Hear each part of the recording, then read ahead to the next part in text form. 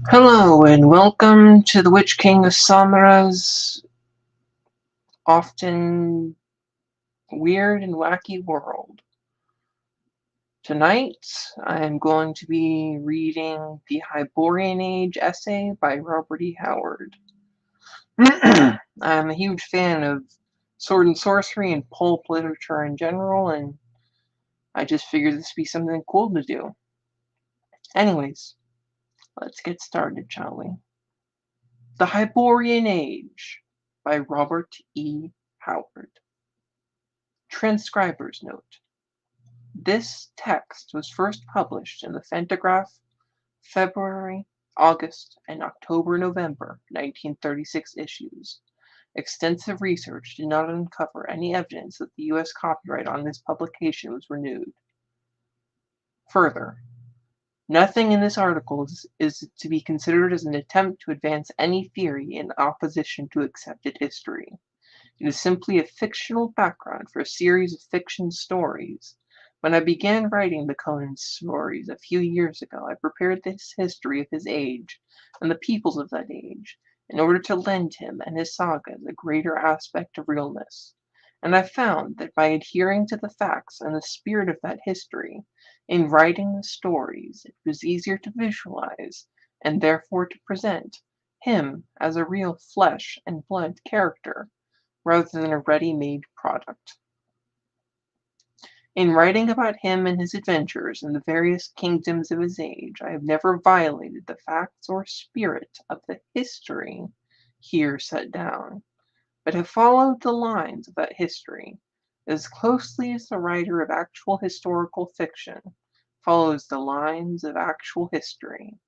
I have used this history as a guide in all the stories in this series that I have written. Of that epoch known as the Nemedian by the Nemedian chroniclers as the pre-cataclysmic age, little is known except the latter part, and that is veiled in the mists of legendary.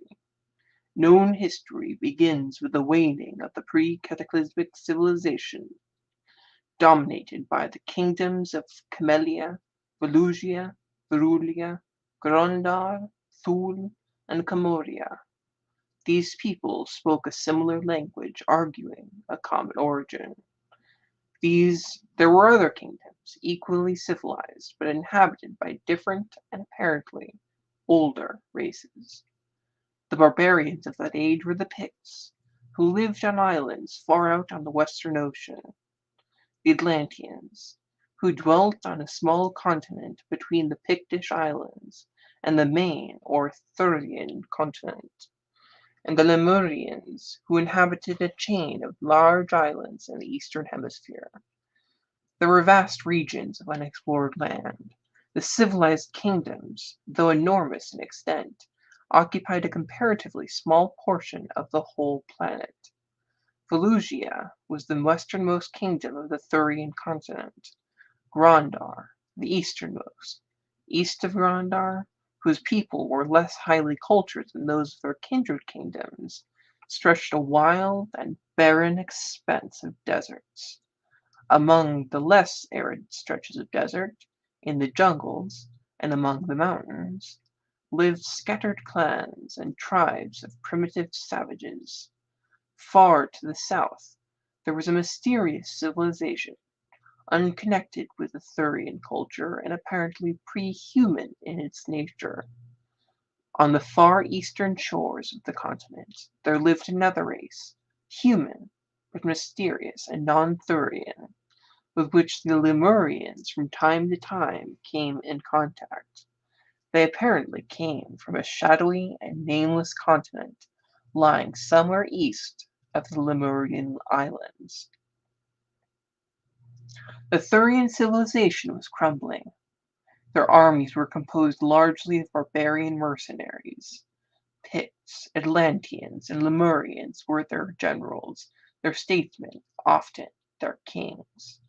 Of the bickerings of the kingdoms, and the wars between Volusia and Camoria, as well as the conquests by which the Atlanteans founded a kingdom on the mainland, There are more legends than accurate history. Then the cataclysm rocked the world. Atlantis and Lemuria sank, and the Pictish islands were heaved up to form the mountain peaks of a new continent. Sections of the Thurian continent vanished under the waves, or sinking, formed great inland lakes and seas. Volcanoes broke forth, and terrific earthquakes shook down the shining cities of the empires. Whole nations were blotted out. The barbarians fared a little better than the civilized races. The inhabitants of the Pictish islands were destroyed, but a great colony of them, settled among the mountains of Elusia's southern frontier to serve as a buffer against foreign invasion, was untouched. The continental kingdom of the Atlanteans likewise escaped the common ruin, and to it came thousands of their tribesmen and ships from the sinking land.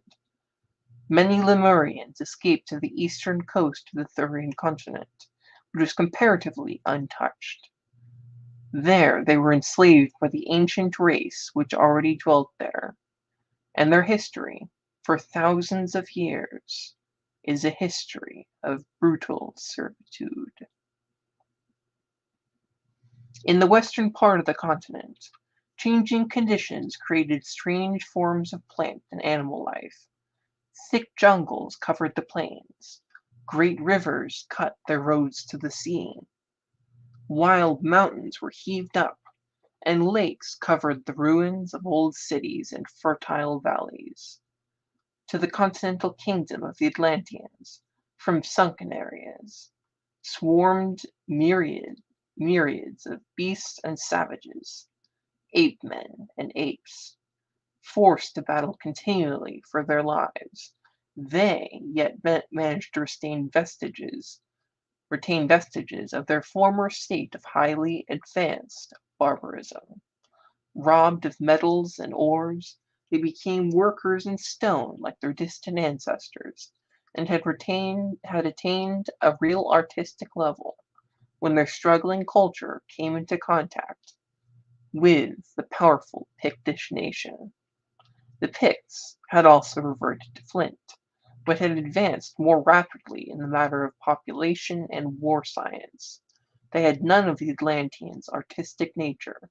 They were a ruder, more practical, more prolific race.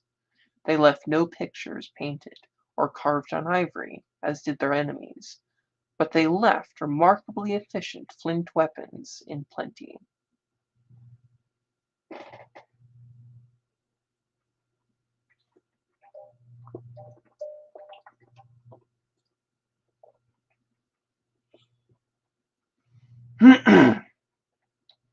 These Stone Age kingdoms clashed, and in a series of bloody wars, the outnumbered Atlanteans were hurled back into a state of savagery, and the evolution of the Picts was halted.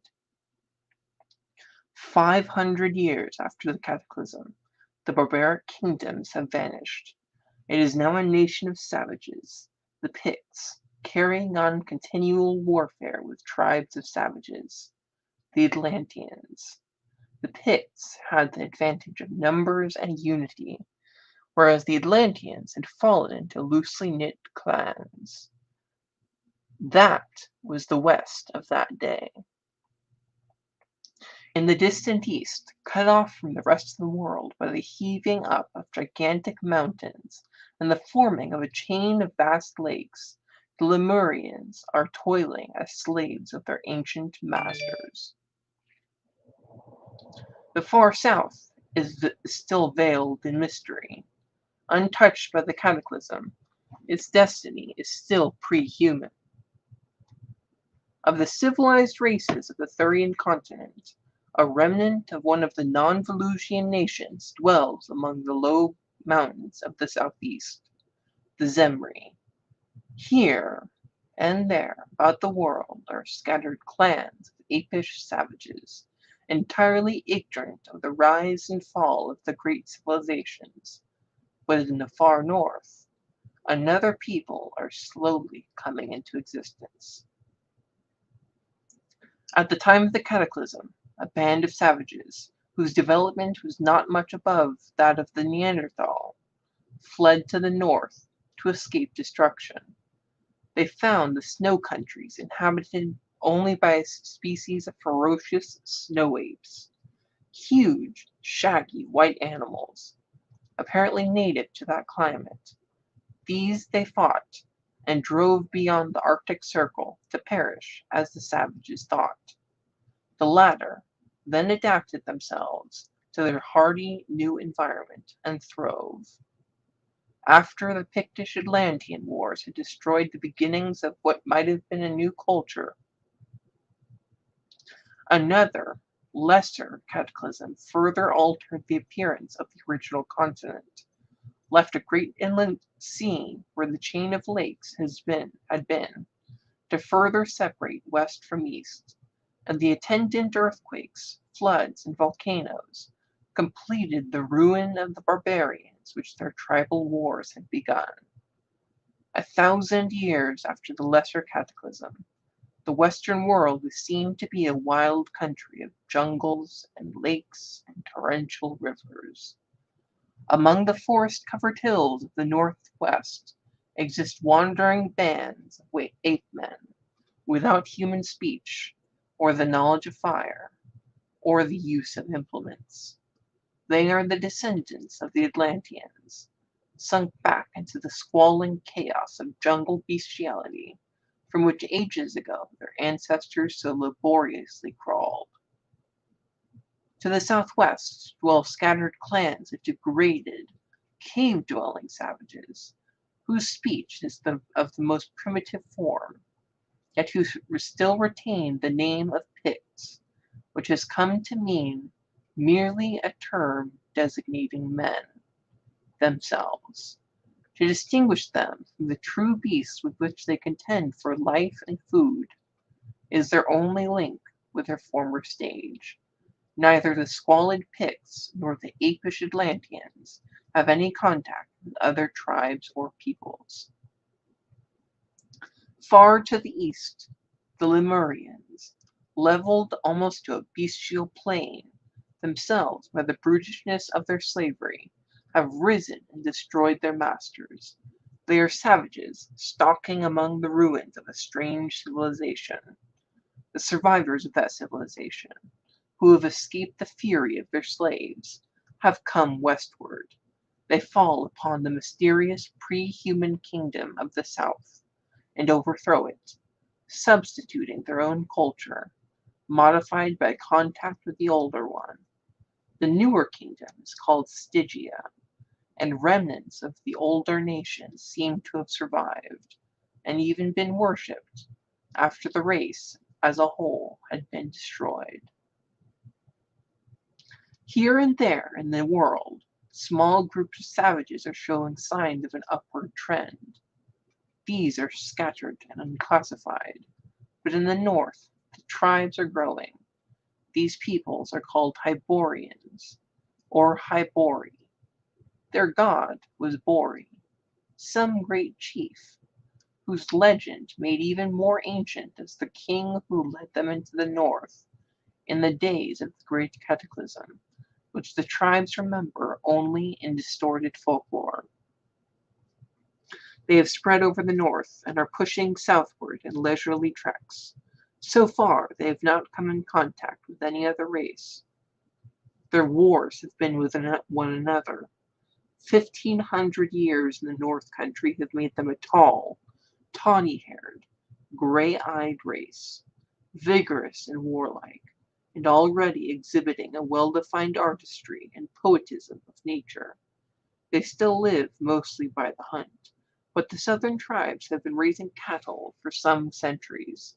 There's one exception in their so far complete isolation from other races. A wanderer into the far north returned with the news that the supposed deserted ice wastes were inhabited by an extensive tribe of ape-like men, descended, he swore, from the beasts driven out of the more habitable land by the ancestors of the Hyborians. He urged that a large war party be sent beyond the Arctic Circle to exterminate these beasts, whom he swore were evolving into true men. He was jeered at. A small band of adventurous young warriors followed him to the north, but none returned. But tribes of the Hyborians were drifting south, and as the population increased, this movement became extensive.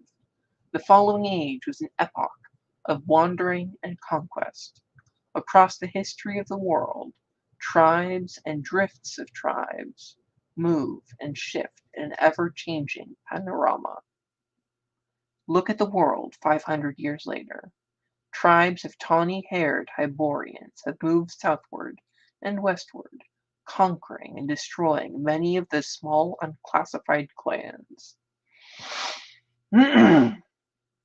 Absorbing the blood of conquered races, already the descendants of the older drifts have begun to show modified racial traits, and these mixed races are attacked fiercely by new, purer-blooded drifts, and swept before them as a broom sweeps debris impartially, to become even more mixed and mingled in a tangled debris of races and tag-ends of races. As yet the conquerors have not come in contact with the older races. To the southeast, the descendants of the Zemri, given impetus by the new blood resulting from a mixture with some unclassified tribe, are beginning to seek to revive some faint shadow of their ancient culture. To the west, the apish Atlanteans are beginning the long climb upward. They have completed the cycle of existence. They have long forgotten their former existence as men. Unaware of any other former state, they are starting the climb unhelped and unhindered by human memories. To the south of them, the Picts remain savages, apparently defying the laws of nature by neither progressing nor retrogressing. Far to the south, dreams the ancient mysterious kingdom of Stygia. On its eastern borders wander clans of nomadic savages, already known as the Sons of Shem. Next to the Picts, in the broad valley of Zing, protected by great mountains, a nameless band of primitives, tentatively classified as akin to the Shemites, has evolved an advanced agricultural system and existence. Another factor has added to the impetus of the Hyborian drift. A tribe of that race discovered the use of stone in building, and the first Hyborian kingdom has come into being. The rude and barbaric kingdom of Hyperborea, which had its beginning in a crude fortress of boulders heaped to repel tribal attack. The people of this tribe soon abandoned their horsehide tents for stone houses, crudely but mightily built, and thus protected, they grew strong. There are few more dramatic events in history than the rise of the rude, fierce kingdom of Hyperborea, whose people turned abruptly from their nomadic life to reared dwellings of naked stone, surrounded by cyclopean walls, a race scarcely emerged from the polished Stone Age, who had, by freak of chance, learned the first rude principles of architecture. The rise of this kingdom drove forth many other tribes, for, defeated in the war, or refusing to become tributary to their castle-dwelling kinsmen, many clans set forth on long treks that took them halfway around the world, and already the more northern tribes are beginning to be harried by gigantic blond savages, not much more advanced than ape-men. The tale of the next 1,000 years is the tale of the rise of the Hyborians, whose warlike tribes dominate the Western world. Rude kingdoms are taking shape. The tawny-haired invaders have encountered the Picts, driving them into the barren lands of the West. To the northwest, the descendants of the Atlanteans, climbing unaided from apedom into primitive savagery, have not yet met the conquerors. Far to the east, the Lemurians are evolving a strange semi-civilization of their own. To the south, the Hyborians have founded the kingdom of Koth, on the borders of those pastoral countries known as the lands of Shem. And the savages of those lands, partly through contact with the Hyborians, partly through contact with the Stygians who have ravaged them for centuries, are emerging from barbarism. The blond savages of the far north have grown in power and number so that the northern Hyborian tribes move southward, driving their kindred clans before them. The ancient kingdom of Hyperborea is overthrown by by one of these northern tribes, which, however, retains the old name. Southeast of Hyperborea, a kingdom of the Zemri has come into being, under the name of Zamora. To the southwest, a tribe of Picts have invaded the fertile valley of Zing, conquered the agricultural people there, and settled among them. This mixed race was in turn conquered later by a roving tribe of Hybori, and from these mingled elements came the kingdom of Zingara. 500 years later, the kingdoms of the world are clearly defined. The kingdoms of the Hyborians, Aquilonia, Nemedia, Bithynia, Hyperborea, Koth, Ophir, Argos, Corinthia, and one known as the Border Kingdom, dominate the Western world. Zamora lies to the east, and Zingara to the southwest of these kingdoms. People alike in darkness of complexion and exotic habits, but otherwise unrelated. Far to the south sleeps Stygia, untouched by foreign invasion. But the peoples of Shem have exchanged the Stygian yoke for the less galling one of Koth. The dusky masters have been driven south of the great river Styx, Nilus, or Nile, which flowing north from the shadowy hinterlands, turns almost at right angles, and flows almost due west through the pastoral meadowlands of Shem, to empty into the Great Sea. North of Aquilonia, the westernmost Hyborian kingdom, are the Cimmerians, ferocious savages, untamed by the invaders, but advancing rapidly because of contact with them. They are the descendants of the Atlanteans, now progressing more steadily than their old enemies, the Picts, who dwell in the wilderness west of Aquilonia. Another 5 centuries, and the Hybori people are the possessors of a civilization so virile that contact with it virtually snatched out of the wallow of savagery such tribes as it touched. The most powerful kingdom is Aquilonia, but others vie with it in strength and mixed race. The nearest to the ancient rootstock are the Gundermen of Gunderland, a northern province of Aquilonia. But this mixing has not weakened the race. They are supreme in the Western world, though the barbarians of the wastelands are growing in strength. In the north, golden-haired, blue-eyed barbarians, descendants of the blond Arctic savages, have driven the remaining Hyborian tribes out of the snow countries, except the ancient kingdom of Hyperborea, which resists their onslaught.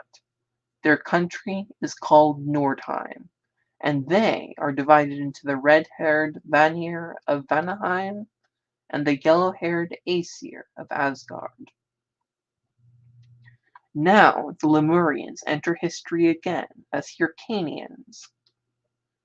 Through the centuries they have pushed steadily westward, and now a tribe skirts the southern end of the great inland sea, Vilayet, and establishes the kingdom of Turan on the southwestern shore. Between the inland sea and the eastern borders of the native kingdoms lie vast expanses of steppes, and in the extreme north and extreme south, deserts. The non-Hyrcanian dwellers of these territories are scattered and pastoral, unclassified in the north, Shemitish in the south, aboriginal, with a thin strain of Hyborian blood from wandering conquerors. Toward the latter part of the period, other Hyrcanian clans pushed westward, around the northern extremity of the inland sea, and clashed with the eastern outposts of the Hyperboreans.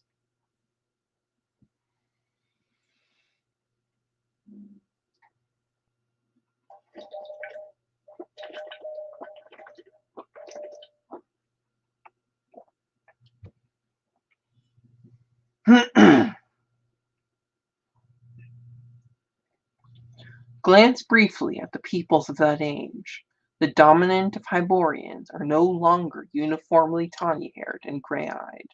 They have mixed with other races. There is a strong Shemitish, even a Stygian strain among the peoples of Koth, and to a lesser extent of Argos, while in the case of the latter admixture with the Zingarans has been more extensive than with the Shemites. The eastern Brythonians have intermarried with the dark-skinned Zamorians, and the people of southern Aquilonia have mixed with the brown Zingarans until black hair and brown eyes are the dominant type in Poitain, the southernmost province. The ancient kingdom of Hyperborea is more aloof than the others, yet there is alien blood in plenty in its veins. From the capture of foreign women, Hyrcanians, Aesir, and Zamorians. Only in the province of Gunderland, where the people keep no slaves, is the pure Hyborian stock found unblemished. But the barbarians have kept their bloodstream pure. The Cimmerians are tall and powerful, with dark hair and blue or gray eyes. The people of Nordheim are of similar build, but with white skins, blue eyes, and golden or red hair.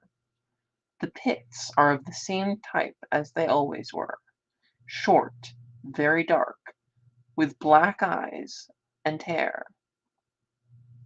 The Hyrcanians are dark and generally tall and slender, though a squat slant-eyed type is more and more common among them, resulting from the mixture of it with a curious race of intelligent, though stunted, aborigines, conquered by them among the mountains east of Villette on their westward drift.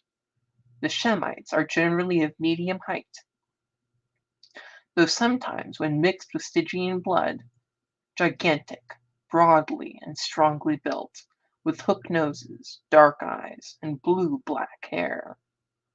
The Stygians are tall and well-made, dusky, straight-featured; at least the ruling classes are of that type. The lower classes are a downtrodden, mongrel horde, a mixture of Negroid, Stygian, Shemitish, even Hyborian bloods. South of Stygia are the vast black kingdoms of the Amazons, the Cushites, the Atlayans, and the hybrid empire of Zimbabwe. Between Aquilonia and its Pictish wilderness lie the Bosonian marches, peopled by descendants of an aboriginal race, conquered by a tribe of Hyborians early in the first ages of the Hyborian drift.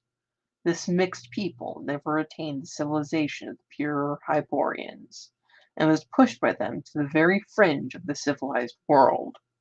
The Bosonians are of medium height and complexion, their eyes brown or gray, and they are mesocephalic. They live mainly by agriculture, in large walled villages, and are part of the Aquilonian kingdom. Their marches extend from the border kingdom in the north to Zingara in the southwest, forming a bulwark for Aquilonia against both the Cimmerians and the Picts. They are stubborn, defensive fighters, and centuries of warfare against northern and western barbarians have caused them to evolve a type of defense almost impregnable against direct attack. 500 years later, the Hyborian civilization was swept away. Its fall was unique in that was not brought about by internal decay, but by the growing power of the barbarian nations and the Hyrcanians. The Hyborian peoples were overthrown, while their vigorous culture was in its prime. Yet it was Aquilonia's greed which brought about that overthrow, though indirectly. Wishing to extend their empire, her kings made war on their neighbors. Zingara, Argos, and Ophir were annexed outright, with the western cities of Shem, which had, with their more eastern kindred, recently thrown off the yoke of Koth. Koth itself, with Corinthia and the eastern Shemitish tribes, was forced to pay Aquilonia tribute and lend aid in wars. An ancient feud had existed between Aquilonia and Hyperborea, and the latter now marched to meet the armies of her western rival.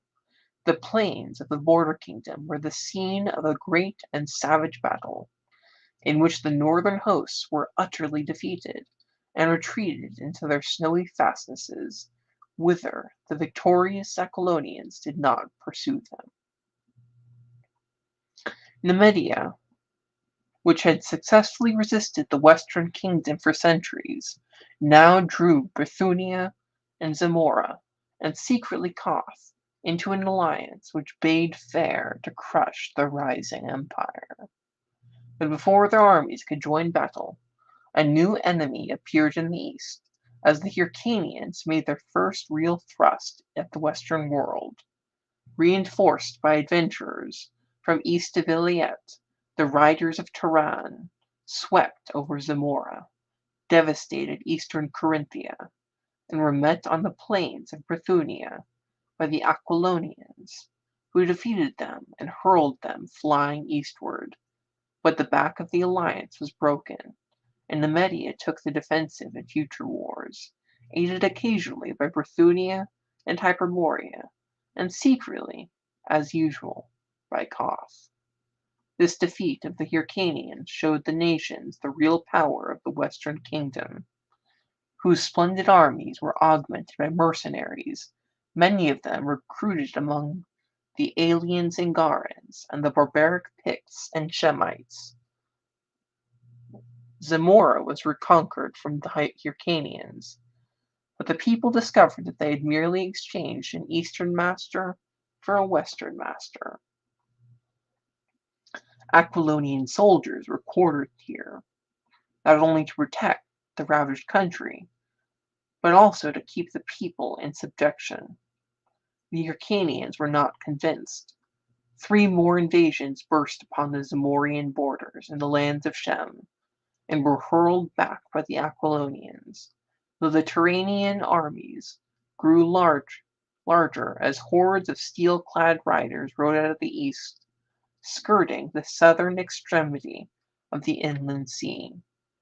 But it was in the west that a power was growing, destined to throw the kings of Aquilonia from their high places. In the north there was incessant bickering along the Cimmerian borders between the black-haired warriors and the Nordheimer and the Aesir, between wars with the Vanir, assailed Hyperborea, and pushed back the frontier, destroying city after city. The Cimmerians also fought the Picts and Bosonians impartially, and several times raided into Aquilonia itself, but their wars were less invasions than mere plundering forays. But the Picts were growing amazingly in population and power. By a strange twist of fate, it was largely due to the efforts of one man, and he an alien, that they set their feet upon the ways that led to eventual empire. This man was Arus, a Numidian priest, a natural-born reformer. What turned his mind towards the Picts is not certain, but this much is history. He determined to go into the western wilderness and modify the rude ways of the heathen by the introduction to the gentle worship of Mitra. He was not daunted by the grisly tales of what had happened to traders and explorers before him, and by some whim of fate he came among the people he sought, alone and unarmed, and was not instantly speared. The Picts had benefited by contact with the Hyborian civilization, but they had always fiercely resisted that contact. That is to say, they had learned to work crudely in copper and tin, which were found scantily in their country, and for which latter metal they raided into the mountains of Zingara, or traded hides, whale's teeth, walrus tusks, and such few things as savages have to trade. They no longer lived in caves and tree shelters, but built tents of hides, and crude huts copied from those of the Bessonians. They still lived mainly by the chase, since their wilds swarmed with game of all sorts, and the rivers and sea with fish. But they had learned how to plant grain, which they did sketchily, preferring to steal it from their neighbors, the Bessonians and Zingarans. They dwelt in clans, which were generally at feud with each other, and their simple customs were bloodthirsty and utterly inexplicable to civilized man, such as Arus of Nemedia. They had no direct contact with the Hyborians, since the Bessonians acted as a buffer between them, but Arus maintained that they were capable of progress, and events proved the truth of his assertion, though scarcely in the way he meant. Arus was fortunate in being thrown in with a chief of more than usual intelligence, Gorm by name.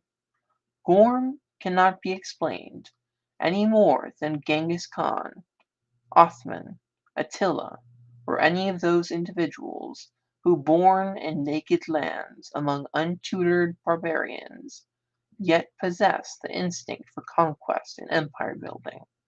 An authoritative bastard Bessonian, the priest made the chief understand his purpose, and though extremely puzzled, Gorm gave him permission to remain among his tribe unbutchered, a case unique in the history of the race.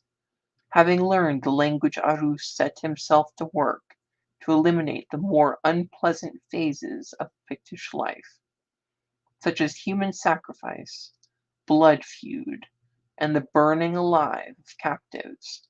He harangued Gorm at length, whom he found to be an interested, if unresponsive, listener. Imagination reconstructs the scene. The black-haired chief, in his tiger skins and necklace of human teeth, squatting on the dirt floor of the wattle hut, listening intently to the eloquence of the priest, who probably sat on a carven, skin-covered block of mahogany, provided in his honor, clad in the silken robes of a Nemedian priest, gesturing with his slender white hands as he expounded the eternal rights and justices which were the truths of Mitra. Doubtless he pointed with repugnance at the rows of skulls which adorned the walls of the hut, and urged Gorm to forgive his enemies, instead of putting their bleached remnants to such use. Arus was the highest product of an innately artistic race, refined by centuries of civilization. Gorm had behind him a heritage of 100,000 years of screaming savagery. The pad of the tiger was in his stealthy step, the grip of the gorilla in his black-nailed hands. The fire that burns in the leopard's eyes burned in his. Arus was a practical man. He appealed to the savage's sense of material gain. He pointed out the power and splendor of the Hyborian kingdoms as an example of the power of Mitra, whose teaching and works had lifted them up to their high places, and he spoke of cities and fertile plains, marble walls, and iron chariots, jeweled towers, and horsemen in their glittering armor riding to battle. And Gorm, with the unerring instinct of the barbarian, passed over his words regarding gods and their teachings, and fixed on the material powers thus vividly described. There, in that mud-floored wattle hut, with the silk-robed priest on the mahogany block, and the dark-skinned chief crouching in his tiger hides, was laid the foundations of empire. As has been said, Arus was a practical man. He dwelt among the Picts, and found much that an intelligent man could do to aid humanity, even when that humanity was cloaked in tiger skins, and wore necklaces of human teeth. Like all priests of Mitra, he was instructed in many things. He found that there were vast deposits of iron ore in the Pictish hills, and he taught the natives to mine, smelt, and work it into implements, agricultural implements, as he fondly believed. He instituted other reforms, but these were the most important things he did. He instilled in Gorm a desire to see the civilized lands of the world. He taught the Picts how to work in iron, and he established contact between them and the civilized world. At the chief's request, he conducted him and some of his warriors through the Bosonian marchers, where the honest villagers stared in amazement into the glittering outer world. Arus, no doubt, thought that he was making converts right and left, because the Picts listened to him, and refrained from smiting him with their copper axes. But the Pict was little calculated to seriously regard teachings which bade him forgive his enemy, and abandon the warpath for the ways of honest drudgery. It has been said that he lacked artistic sense. His whole nature led to war and slaughter. When the priest talked of the glories of the civilized nations, his dark-skinned listeners were intent, not on the ideals of his religion, but on the loot which he unconsciously described in the narration of rich cities and shining lands. When he told how Mitra aided certain kings to overcome their enemies, they paid scant heed to the miracles of Mitra, but they hung on the descriptions of battle lines, mounted knights, and maneuvers of archers and spearmen. They hearkened with keen dark eyes and inscrutable countenances, and they went their ways without comment, and heeded with flattering intentness his instructions to the working of iron and kindred arts.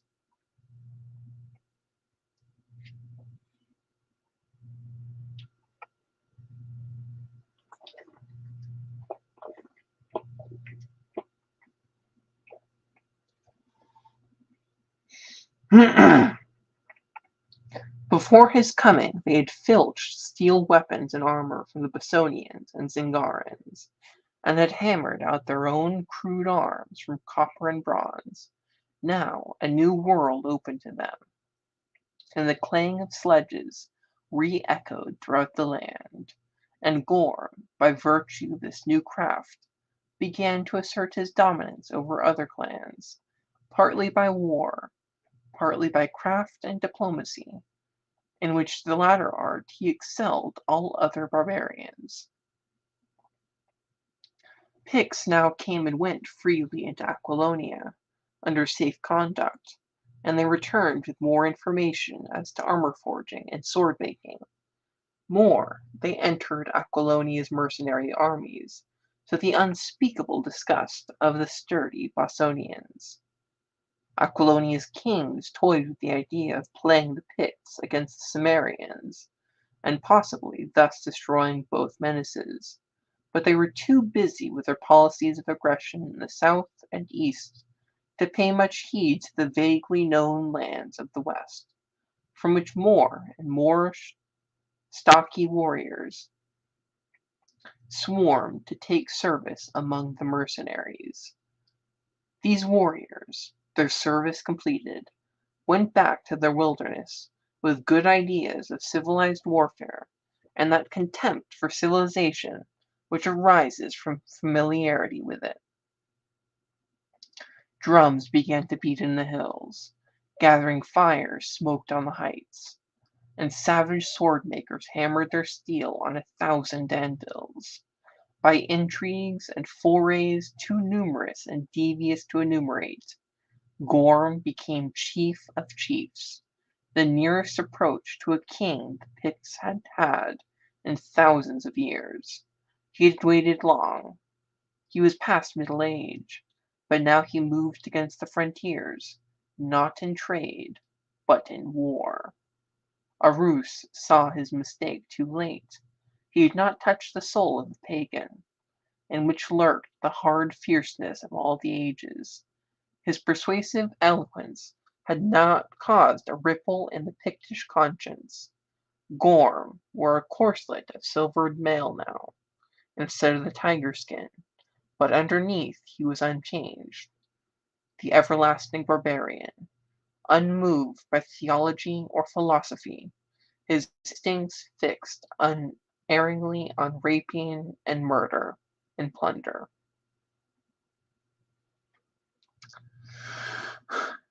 The Picts burst on the Bessonian frontiers with fire and sword, not clad in tiger skins and brandishing copper axes as of yore, but in scale mail, wielding weapons of keen steel. As for Arus, he was brained by a drunken Pict, while making a last effort to undo the work he had unwittingly done. Gorm was not without gratitude. He had caused the skull of the slayer to be set on the top of the priest's cairn. It is one of the grim ironies of the universe that the stories which covered Arus's body should have been adorned with that last touch of barbarity. Above a man to whom violence and blood vengeance were revolting. But the newer weapons and mail were not enough to break the lines. For years, the superior armaments and sturdy courage of the Bossonians held the invaders at bay, aided when necessary by imperial Aquilonian troops. During this time, the Hyrcanians came and went, and Zamora was added to the empire. Then treachery from an unexpected source broke the Bossonian lines. Before chronicling this treachery, it might be well to glance briefly at the Aquilonian Empire. Always a rich kingdom, untold wealth had been rolled in by conquest, and sumptuous splendor had taken the place of simple and hardy living. But degeneracy had not yet sapped the kings and the people, though clad in silks and cloth of gold. They were still a vital, virile race, but arrogance was supplanting their former simplicity. They treated less powerful people with growing contempt, levying more and more tributes on the conquered. Argos, Zingara, Ophir, Zamora, and the Shemites were treated as subjugated provinces, which is especially galling to the proud Zingarans, who often revolted despite savage retaliations. Koth was practically tributary, despite being under Aquilonia's protection against the Hyrcanians, but Numidia, the Western Empire, had never been able to subdue, although the latter triumphs were of the defensive sort, and were generally attained with the aid of Hyperborean armies. During this period, Aquilonia's only defeats were her failure to annex Numidia, the rout of an army sent into Samaria, and the almost complete destruction of an army by the Aesir. Just as the Hyrcanians found themselves unable to withstand the heavy cavalry charges of the Aquilonians, so the latter, invading the snow countries, were overwhelmed by the ferocious hand-to-hand fighting of the Nordics. But Aquilonia's conquests were pushed to the Nilus, where a Stygian army were defeated with great slaughter, and the king of Stygia sent tribute, once at least, to divert invasion of his kingdom. Bithynia was reduced in a series of whirlwind wars, and preparations were made to subjugate the ancient rival at last, Numidia. With their glittering hosts greatly increased by mercenaries, the Aquilonians moved against their old-time foe, and it seemed as if the thrust were destined to crush the last shadow of Numidian independence. But contentions arose between the Aquilonians and the Bessonian auxiliaries. As the inevitable result of imperial expansion, the Aquilonians had become haughty and intolerant. They derided the ruder, unsophisticated Bessonians, and hard feeling grew between them, the Aquilonians despising the Bessonians, and the latter resenting the attitude of their masters, who now boldly called themselves such, and treated the Bessonians like conquered subjects, taxing them exorbitantly, and conscripting them for their wars of territorial expansion, wars, the profits of which the Bessonians shared little. Scarcely enough men were left in the marches to guard the frontier, and hearing of Pictish outrages in their homelands, whole Bessonian regiments quit the Numidian campaign and marched to the western frontier, where they defeated the dark-skinned invaders in a great battle. This desertion, however, was the direct cause of Aquilonia's defeat by the desperate Numidians, and brought down on the Bessonians the cruel wrath of the imperialists, intolerant and short-sighted as imperialists invariably are. Aquilonian regiments were secretly brought to the borders of the marches, the Bessonian chiefs were invited to attend a great conclave, and in the guise of an expedition against the Picts, bands of savage Shemitish soldiers were quartered among the unsuspecting villagers. The unarmed chiefs were massacred, the Shemites turned on their stunned host with torch and sword, and the armored imperial hosts were hurled ruthlessly on the unsuspecting people.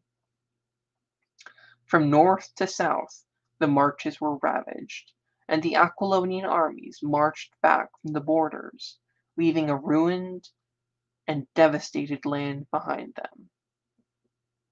And then the Pictish invasion burst in full power along those borders. It was no mere raid, but the concerted rush of a whole nation, led by chiefs who had served in Aquilonian armies, and planned and directed by Gorm, an old man now, but with the fire of his fierce ambition undimmed. This time there were no strong-walled villages in their path, manned by sturdy archers, to hold back the rush until the imperial troops could be brought up. The remnants of the Bessonians were swept out of existence, and the blood-mad barbarians swarmed into Aquilonia, looting and burning, before the legions, warring again with the Numidians, could be marched into the west. Zingara seized this opportunity to throw off the yoke, which example was followed by Carinthia and the Shemites. Whole regiments of mercenaries and vassals mutinied, and marched back to their own countries, looting and burning as they went. The Picts surged irresistibly eastward, and host after host was trampled beneath their feet. Without their Bessonian archers, the Aquilonians found themselves unable to cope with the terrible arrow fire of the barbarians. From all parts of the empire, legions were called to resist the onrush, while from the wilderness horde after horde swarmed forth, an apparently inexhaustible supply. And in the midst of this chaos, the Cimmerians swept down from their hills, completing the ruin. They looted cities, devastated the country, and retired into the hills with their plunder. But the Picts occupied the land they had overrun, and the Aquilonian Empire went down in fire and blood. I'm not going to be able to finish reading the rest of this because my voice is really messing up now. So, anyways, I hope you like it. like what I read and enjoyed what little entertainment value I could give.